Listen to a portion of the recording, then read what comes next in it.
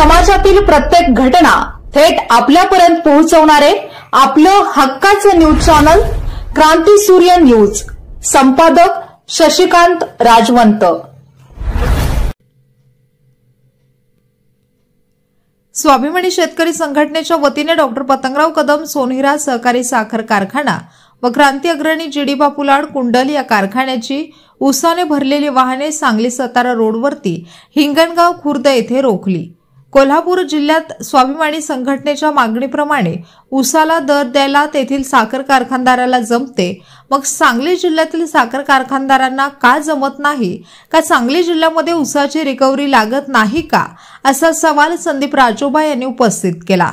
12 तारखेच्या आत शेतात तुटून पडलेला ऊस कारखान्याला पाठवावा, तसेच सर्व साखर कारखानदारांनी तात्काळ ऊसाचा दर जाहीर करावा, अन्यथा संघर्ष अटळ असून दर जाहीर न झाल्यास 13 नोव्हेंबर सकाळपासून संघटनेच्या वतीने तीव्र आंदोलन छेडण्यात येईल, असा इशाराही संघटनेच्या वतीने देण्यात आला। यावेळी स्वाभिमानी शेतकरी संघटनेचे जिल्हाध्यक्ष सूर्यकांत मोरे, कार्याध्यक्ष संदीप राजोबा, कडेगाव तालुका अध्यक्ष बाळासाहेब जाधव, इम्रान पटेल, पलूस तालुका अध्यक्ष धन्यकुमार पाटील, मनोहर पाटील, दत्तात्रय कुंभार, अशोक पवार, रामदास महिंद, विष्णू माळी, जयदीप पोळ, अविनाश पोळ, हिम्मतराव घारगे, सुभाष शिंदे, रमेश पवार, प्रल्हाद पोळ, प्रवीण महापुरे, अध्यक्ष अक्षय सूर्यवंशी, ओंकार थोरात यांच्यासह संघटनेचे पदाधिकारी, कार्यकर्ते तसेच शेतकरी मोठ्या संख्येने उपस्थित होते। जिल्ह्याप्रमाणे सांगली जिल्ह्यातील साखर कारखानदारांनी ऊसाला दर द्यावा अशी मागणी स्वाभिमानी शेतकरी संघटनेचे नेते राजू शेट्टी साहेब यांनी 7 तारखेच्या बैठकीमध्ये जिल्हाधिकारी साहेब व प्रादेशिक सहसंचालक साखर यांना विनंती केली होती आणि तोच मुद्दा धरून त्या ठिकाणी जिल्हाधिकाऱ्यांनी 12 तारखेपर्यंत त्यांना वेळ द्या असं सांगितलं होतं।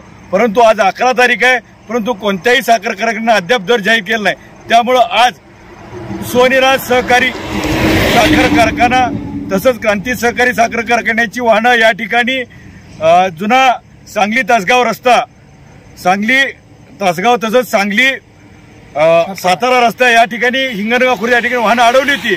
या ठिकाणी साखर कारखान्याचे लोक प्रतिनिधी येऊन त्यांनी सांगितलं की उद्या आम्ही कोणत्याही परिस्थितीत दर जाहीर करणार आहे, त्यामुळे उद्याच दिवस आम्ही वाट पाहतोय।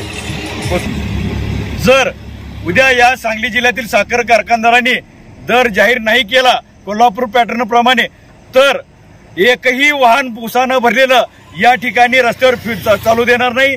तसंच माझी शेतकऱ्यांना आव्हान आहे, तसंच ऊस वाहतूकदारांना सुद्धा आव्हान आहे आणि विनंती सुद्धा आहे की तुम्ही जोपर्यंत ऊसाचा दराचा अंतिम निर्णय लागणार नाही, कोणीही त्या ठिकाणी ऊसतोडी घेऊ नये अथवा ऊस वाहतूक करू नये। होणाऱ्या परिणामाची सर्व जबाबदारी कारखाना प्रशासन व ऊस वाहतूकदार यांची राहील।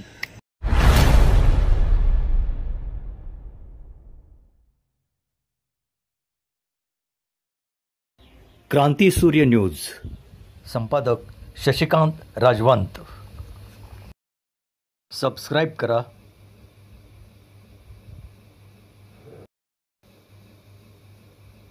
बेल आयकॉनला क्लिक करा आणि लाईक करायला विसरू नका।